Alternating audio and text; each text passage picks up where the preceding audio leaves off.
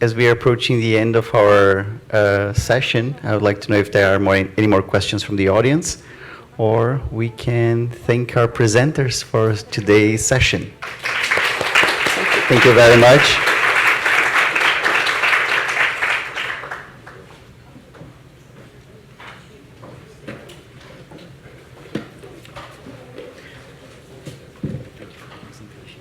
Yes, let me join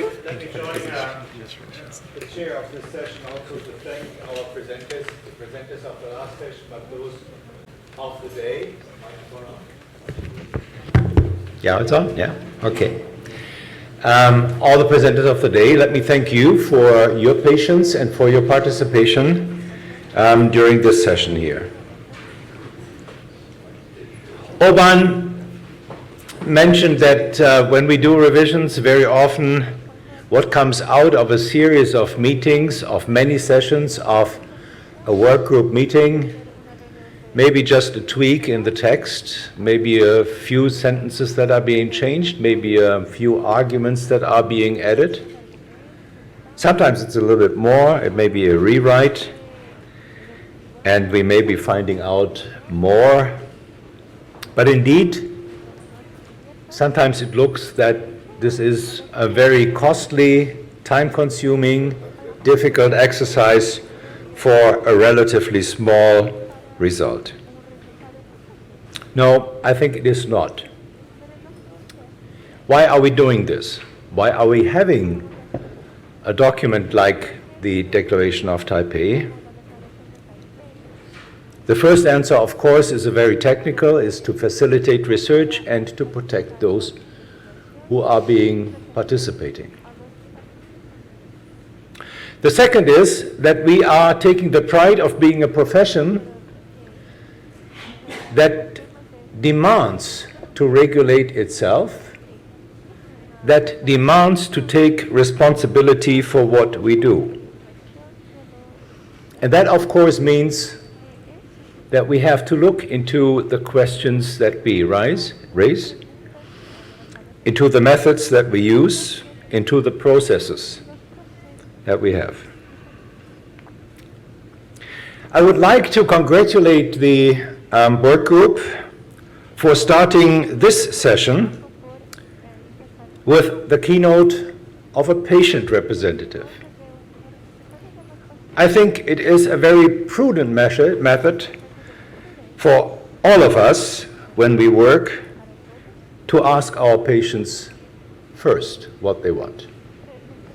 And I think in this context, this is also a very good example of how we can work with our patients and those we serve in order to find out what we may owe them, which attention we have to spend, which care we have to take. We came in this discussion, and I'm sorry that I, of course, can only give a few highlights which stayed in my mind and not to be really comprehensive of this day, which was full with very important, very high qualitative presentations and information.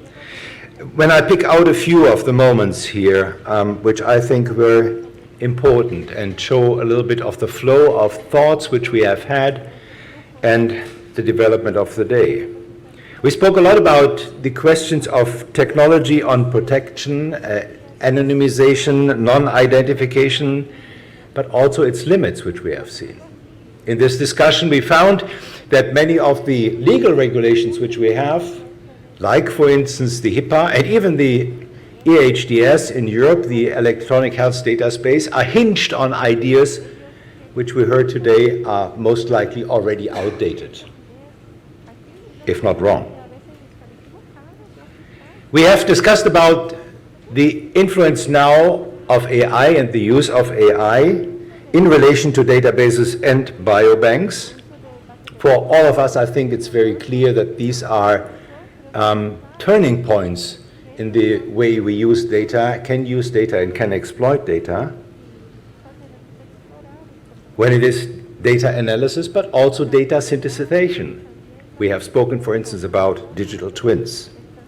Completely new avenues which may actually turn one or the other paradigm which we have in research upside down. We have discussed with the industry.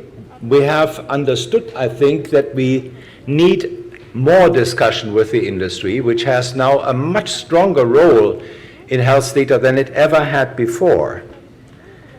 Maybe a role that we have to view in a critical way, maybe a role that may help us to come forward with medicine and healthcare significantly. We have heard a very clear argument for a balanced regulation, a regulation that sets guardrails, but that does not hinder us to do research, development, and innovation. The question is whether the legal instruments we are currently seeing are doing this. There are some doubts about that. We have started the discussion about looking into the question of what it means using this data also into other areas of our social life, of our economic life, which are not to be called research, which are therefore administrational use for policy making, for innovation in general. And again, the question is, are we serving there our population, our physician population, but also our patients best with our regulation? And today's discussion actually encouraged me to believe that the Declaration of Taipei is actually a pretty good building block into that direction that enables research and development and at the same time protects those who are giving us the data. And coming back to the question of why we are doing this, our aspiration to self-govern, to get the trust of our patients in order to do this work. And this requires duty and obligation. And I think the presentation by Dr. Almeida brought this very nicely to a point in a presentation that I think was a purely Kantian approach to the regulation of health data and biobanks. Thank you very much for giving us the attention at this day.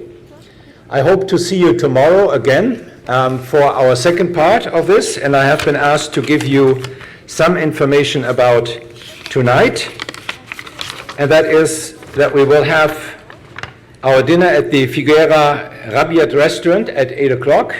And for those of you staying at the hotel, the buses will leave at 7:30, so if you are hungry and want something to eat, please be punctual.